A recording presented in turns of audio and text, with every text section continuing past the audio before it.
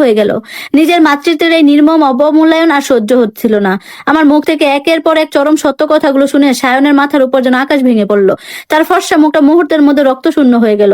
সে নীরব কথা, নিজের ভুল আর আমার প্রতি করা প্রতিটি অবিচারের কথা ভেবে শতক চেষ্টা করেও নিজের চোখ দুটো আমার দিকে তুলতে পারলো না। অপরাধীর মতো মাথা নিচু করে মেঝের দিকে তাকিয়ে স্তব্ধ হয়ে রইল সে। আমার শরীরটা ক্লান্তিতে ভেঙে আসছিল। আমি ধপ করে পাশের বিছানাটায় বসে পড়লাম। দুই হাতে মুখ ডেকে অজোরে কাঁদতে লাগলাম। এই কান্না শুধু কষ্টের নয়, এতদিন পর বুকের ভেতরে জমে থাকা পাথরটা নেমে যাওয়ার কান্না। হঠাৎ অনুভব করলাম সায়ন হাঁটু গেড়ে আমার পায়ের কাছে মেঝেতে বসে পড়লো। সে কাপা কাপা হাতে আমার দুটো পা চেপে ধরে ফুপিয়ে কেঁদে উঠলো। আমাকে ক্ষমা করে দাও রিমি, প্লিজ আমাকে ক্ষমা করে দাও। আমি অন্ধ হয়ে গিয়েছিলাম।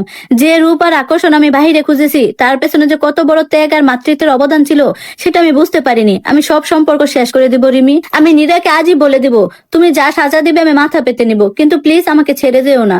সায়নের চোখের জলে আমার পা ভিজে যাচ্ছিল, কিন্তু আয়নায় তাকিয়ে আজ আর আমি আগের সেই অসহায় রিমিকে দেখতে পাচ্ছিলাম না। সায়ন হয়তো আজ নিজের ভুল বুঝতে পেরেছে, পা ধরে ক্ষমা চাইছে, কিন্তু আমার মাতৃত্বের যে মূল্য আমি নিজের রক্ত আর অশ্রু দিয়ে চুকিয়েছি, তার সত্যিকারের সম্মান আজ আমি নিজের অর্জন করে নিয়েছি। আমি চোখ মুছে নিজেকে সোজা করে বসালাম। সায়নের আকুল কান্নার ক্ষমা চাওয়ার শব্দের রুমটা ভারী হয়ে উঠলো।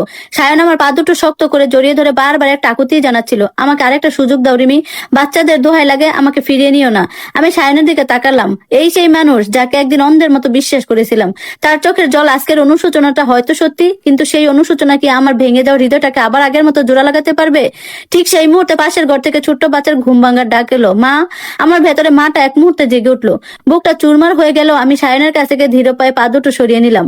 চোখের পানি মুছে একটা দীর্ঘশ্বাস ফেলে বললাম, ওঠো সায়ন।